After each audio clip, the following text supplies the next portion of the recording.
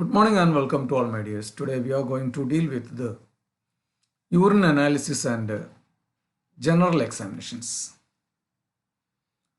For the purpose of investigation, for the purpose of diagnosis, for the purpose of prognosis or inclusion or exclusion of various conditions, the first line investigation may be with urine. It will give a great clue to your problem. So, in our clinical profession, evaluation and examination of urine plays great important role. So, let us study what are the clinical observations and inference regarding the urine examinations.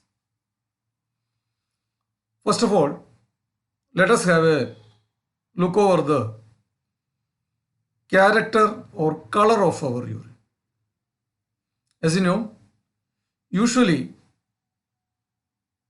human urine is a very straw colored or a very pale colored urine. If it is so, usually it is very normal. And at the same time, if there is persistent color change or persistent strong color or yellow color, usually it may be due to jaundice or any other liver problems, or it may be due to any vitamin B complex issues. So the color may be pale, it is normal, and if it is yellowish or strong colored, usually due to any hepatobiliary issues. Next, about the odor of our urine. Usually human urine is not having any specific smell. So that is why if the examining urine is not having any specific smell or it is non-specific or even little ammoniacal smell is there, it's also very normal. And at the same time, if our urine is having a sweetish or a fruitish smell, usually it is due to ketosis, especially seen in diabetic ketoacidosis. Okay. Then at the same time, if the odor of the urine is very sulfurous or very pungent or very foul smelling urine, the sulfurous smell may be because of homocystinuria. It's a metabolic disorder. And the third point we have to examine regarding the appearance of urine.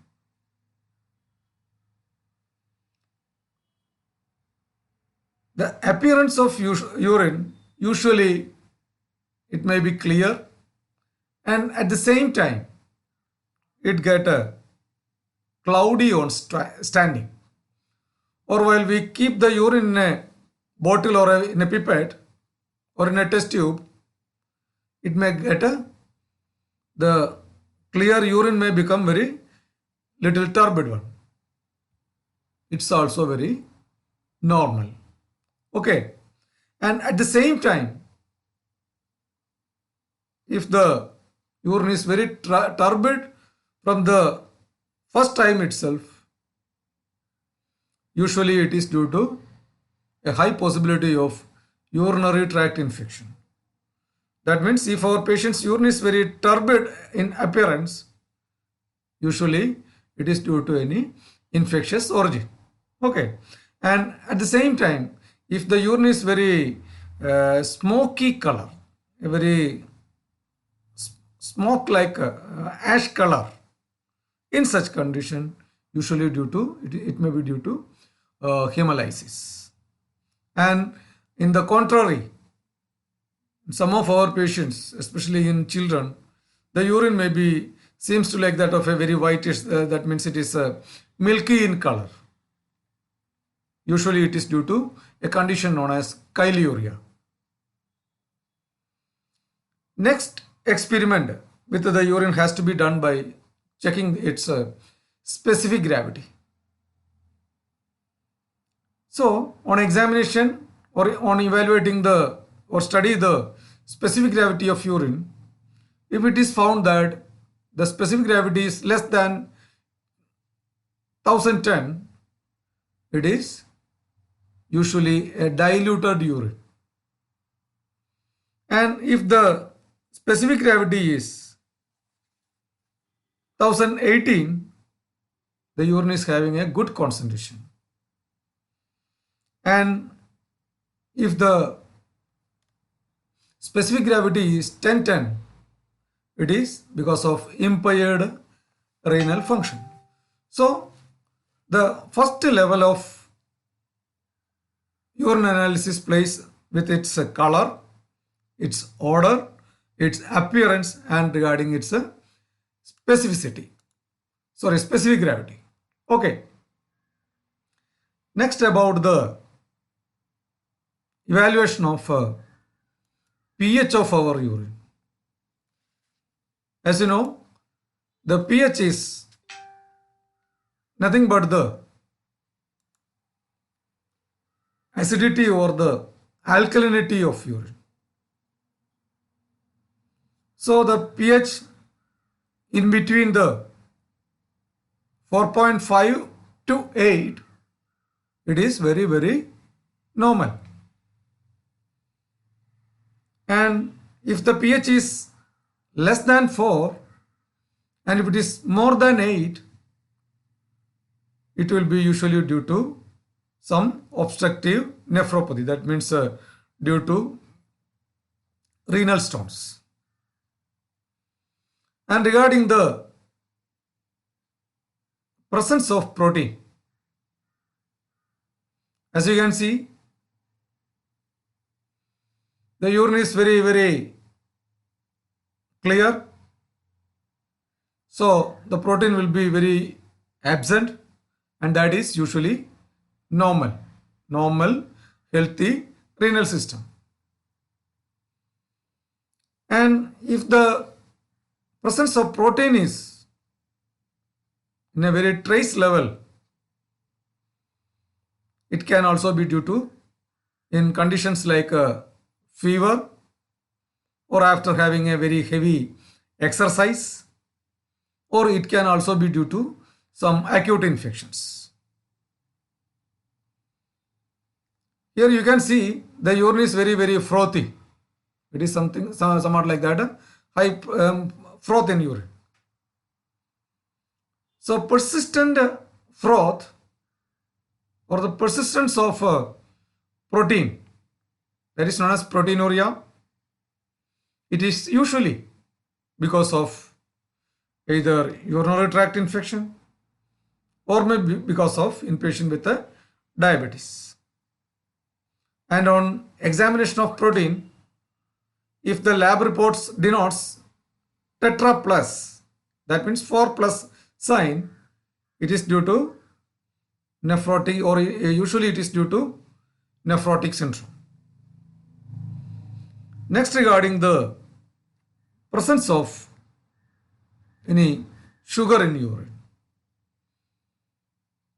usually it is absent in a healthy man, and if it is present, it can be also due to a condition known as diabetic ketoacidosis, or the same can be also due to because of prolonged starvation. And next, about the presence of urobilinogen. On examination, if the amount of urobilinogen is less than 1 milligram percentage, It is not because of any problem. It is very normal. Okay. And if it is there, a persistent elevated level of urobilinogen is there, usually it is due to any hepatobiliary problems, as in case of chronic liver disease. Or it can also be due to some COPD-like conditions, or because of some breathing problems, or in such a chronic conditions also you can see some presence of urobilinogen. Next, about the evaluation for the presence of RBC. Usually in a healthy man, on evaluating the urine, there may be presence of RBC, and the value of RBC, if it is less than 3 per high power field, that means 3/HPF. 3 less than 3/HPF, that is the high power field. It is very normal. And at the same time, if the value of RBC is more than 3, or say near about 7 or 10 or more than that, usually because of any contaminations or any stricture or any injury, or maybe due to conditions like hydronephrosis, or in conditions like polycystic kidneys, or in personalities with renal hypertension, or with autoimmune disease like SLE, or our patient may be on with anticoagulant treatment. So the presence of a high amount of RBC, or that means usually more than 3, that indicates renal involvement. And like that RBC, on evaluating the urine, the microscopical study of urine, if the WBC is less than 3, it is normal. If the value of WBC,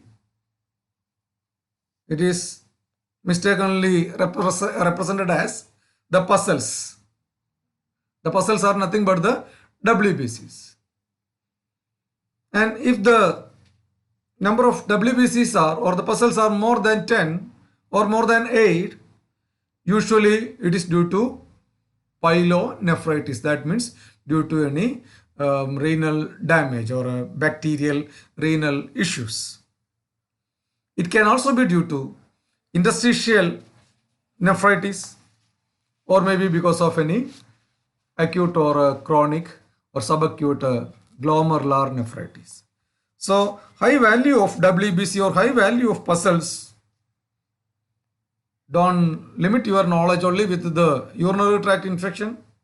That indicates the involvement of kidney itself. So the presence of RBC and WBC plays importance in the interpretation of renal involvement. Next, about the presence of cast in urine.